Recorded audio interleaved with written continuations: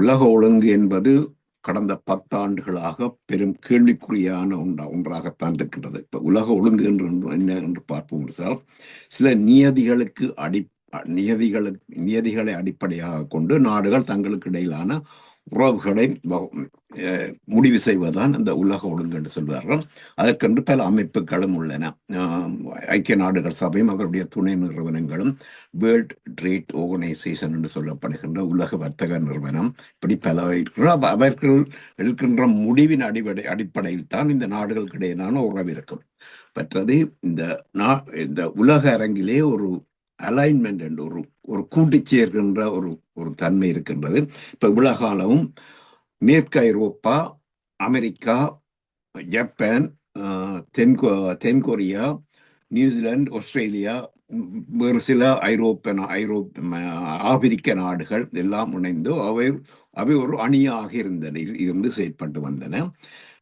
Russia ஒரு தனி அணியாகவும் சீனா இன்னொரு தனி அணியாகவும் இருந்தது. இந்தியா ஒரு ரஷ்யாவுடன் அதிக உறவு கொண்ட ஒரு நாடாக இருந்தது. அமெரிக்காவுடன் தன்னுடைய உறவுகளை ராஜீவ்காந்தி, இந்திரா காந்தி ஆகியோருடைய கொலைக்கு பின்னர் அமெரிக்காவுடன் அது தன்னுடைய உறவை நெருக்கமாகி கொண்டு போகின்றது. இப்ப இந்த நிலையில உக்ரைன் போர் வந்த பின்னர் சீனாவுக்கும் ரஷ்யாவுக்கும் இடையிலான உறவு ஒரு நெருக்கமடைகின்ற நிலையை நோக்கி நெருக்கமடைந்து கொண்டிருக்கின்ற வேளையில் ட்ரம்ப் அவரோட ஆட்சிக்கு அவர் அதை இன்னொரு விதமாக மாற்றுகிறார். உக்ரைன் எக்கேடுகட்டு போனாலும் போகட்டும், நாங்கள் ரஷ்யாவுடன் ஒற்றுமையாக இருந்து கொண்டு ரஷ்யாவை சீனாவிடம் இருந்து பிரிப்போம். இப்ப இது தற்போது உள்ள உலக ஒழுங்குல சீனாவுடன் போட்டி போடுவது மிகவும் கடுமையாக இருக்கின்றது. தொழில்நுட்பத்திலும் சரி, படத்துறையிலும் சரி, மற்ற இந்த செயற்கை நுண்ணறிவு போன்றவற்றிலும் சரி, பொருளாதாரத்திலும் சரி போட்டியிடுவது மிகவும் கடினமாக இருக்கின்ற நிலையில சீனாவை தனிமைப்படுத்துகின்ற ஒரு நகர்வு.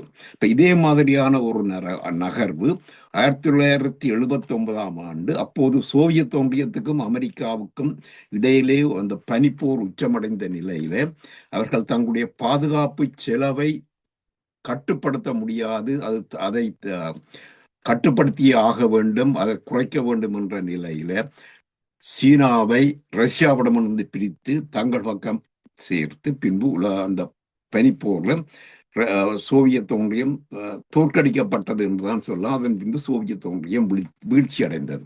அதே போல தற்போதும் அதன் ரிவர்ஸை இப்போது செய்கின்றார்கள். அதாவது அப்போது சீனாவை ரஷ்யாவிடமிருந்து பிரித்தார்கள், இப்போது ரஷ்யாவை சீனாவிடமிருந்து பிரித்து தங்களுடன் இணைக்கின்ற ஒரு நடவடிக்கையை செய்கின்றார்கள்.